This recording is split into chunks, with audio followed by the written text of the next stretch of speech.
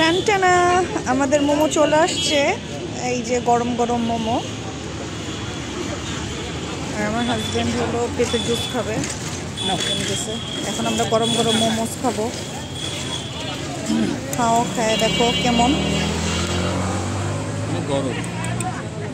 অনেক গরম, ধোয়া উঠছে। এটাই তো, এরকমই খাওয়া ভালো।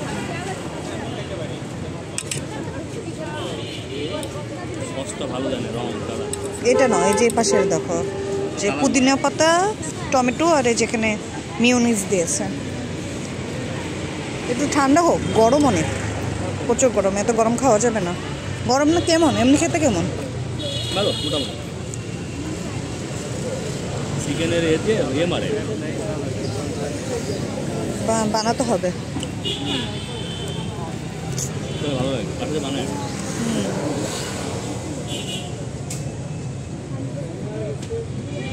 মোমো খাবো।